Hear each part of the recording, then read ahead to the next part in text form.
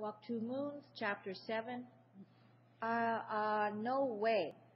Well, looky here, Gramps shouted. The Illinois state line.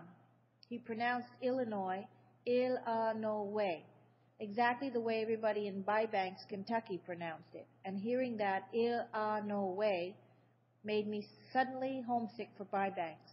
What happened to Indiana? Gramps said. Why, you gooseberry, Gramps said. That's where we've been the past 3 hours, barreling through Indiana. You've been listening to the story of Peavy and Plum Mist, Indiana. Don't you remember Elkhart? We ate lunch in Elkhart. Don't you remember South Bend? You took a pee in South Bend. Why, you missed the entire Hoosier state. You gooseberry. He thought this was very funny. You know how it got called the Hoosier state, he said. No, I do not, Gramps said. I think she was a little angry that she had missed Indiana.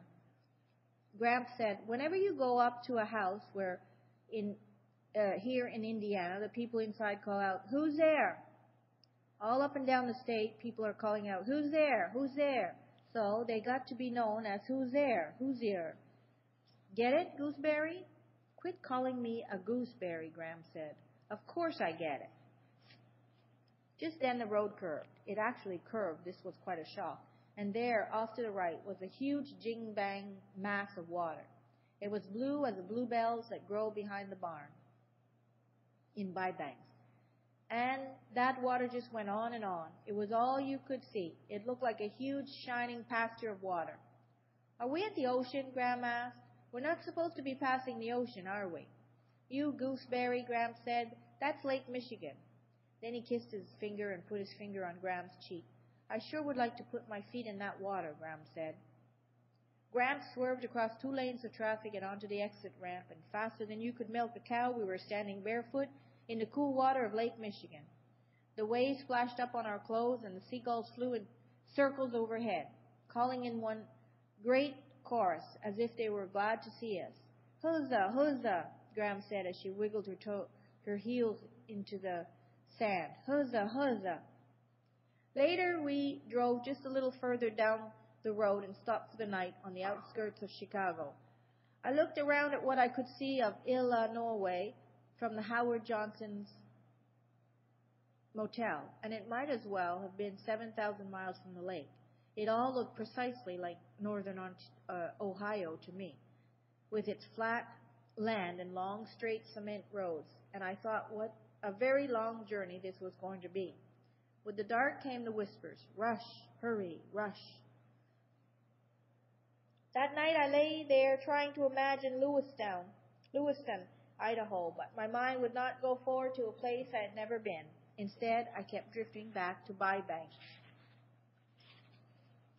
When my mother left for Lewiston, Idaho, that April, my first thoughts were, how could she do that? How could she leave me when I am part of her? How could she function without part of her? As the days went on, many things were harder and sadder, but some things were strangely easier. When my mother had been there, I was like a mirror. If she was happy, I was happy. If she was sad, I was sad. For the first few days after she left, I felt numb, non-feeling. I didn't know how to feel. I would find myself looking around for her to see what I might want to feel. One day, about 2 weeks after she had left, I was standing against the fence watching a newborn calf wobble on its thin legs. It tripped and wobbled and swung its big head in my direction and gave me a sweet, loving look. Oh, I thought, I am happy at this moment in time. I was surprised that I knew this all by myself without my mother there. And that night in bed, I did not cry. I said to myself, Salamanca, Tree Hill, you can be happy without her. It seemed a mean thought, and I was sorry for it, but it felt true. In the motel, as I was remembering these things, Gram came and sat on the edge of my bed. She said, do you miss your daddy? Do you want to call him? I did miss him, and I did want to call him, but I said, no, I'm fine, really. He might think I was a goose if I had to call him already. Okay then, chickabiddy, Gram said, and when she leaned over to kiss me, I could smell the baby powder she always used. That smell made me feel sad, but I didn't know why. The next morning we got lost leaving Chicago, Illinois, a city of freeways, that twists all around in a deliberate attempt to get people confused. We went in circles for 2 hours. I prayed and prayed. Please don't let us get into an accident. Please get us there in time. Gramps said, at least it's a mighty fine day for a drive. When we finally found a road that seemed to be heading west, we took it. It wasn't the one we wanted, but we followed it.